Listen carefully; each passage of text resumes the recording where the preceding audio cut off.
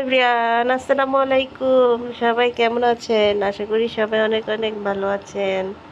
এই দেখেন আমার ছোট্ট বাবা এখন ঘুম থেকে উঠছে, আর এই যে বড়জন ঘুমিয়ে আছে, ঘুমের নাটক করছে।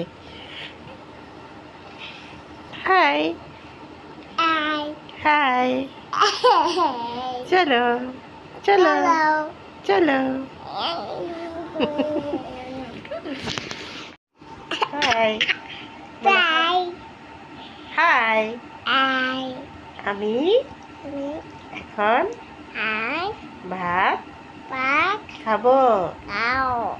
আমি আসসালামু আলাইকুম এভরিওয়ান, সবাই কেমন আছেন? আশা করি সবাই অনেক অনেক ভালো আছেন। আমি অনেক ভালো আছি।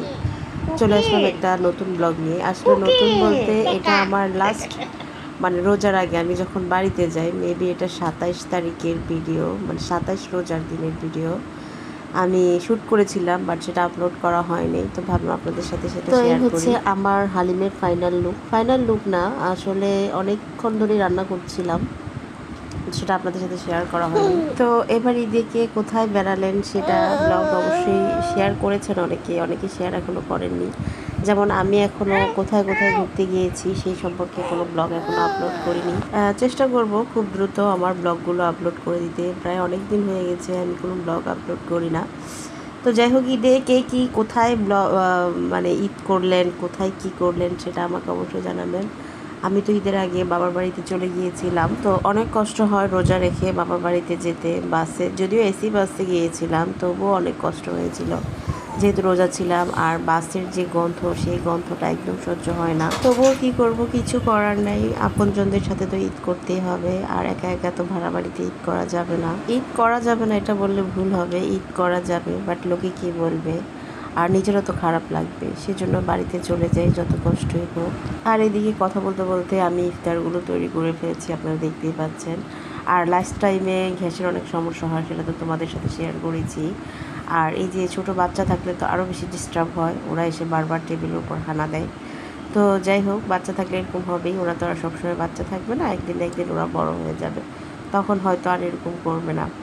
তো যাই হোক, এখানে আমি হালিমটা খাচ্ছিলাম, সেটা তোমাদের সাথে শেয়ার করছিলাম।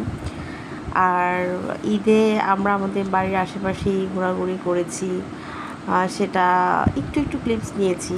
আর এখানে দেখতে পাচ্ছ আমি বাসে যাচ্ছি, বাসে রওনা দিয়েছি, তখন গাড়িতে বসে একটু ক্লিপ নিয়েছিলাম। তো বাসে বসলে তো এমনি তো অনেক খারাপ লাগে, আর বাস এখন দেখেও কেমন যেন লাগছে, সেটা বলার মতো না। তো যাই হোক, যে যেখান থেকে বসে আমার ব্লগটি দেখছো, প্লিজ লাইক অ্যান্ড সাবস্ক্রাইব করবে, আমাদের পাশে থাকবে। আর এটা হচ্ছে আমার বাবার বাড়ির ছাদে। তখন মেঘলা মেঘলা ছিল, হঠাৎ বৃষ্টি চলে আসে, তো আমি একটু শ্যুট করছিলাম আর তোমাদের সাথে শেয়ার করছিলাম। আর এই যে আমার ছোট্ট বাবা, এটা এখানে গাড়ি চালাচ্ছে। আর এখানে হচ্ছে আমরা আমাদের বাড়ির পাশে যে মুঘল আমলের একটা কেল্লা আছে, তো ওখানে ঘুরতে যাই, সেটাই তোমাদের সাথে শেয়ার করলাম। সবাই ভালো থেকো, সুস্থ থেকো, আল্লাহ হাফেজ।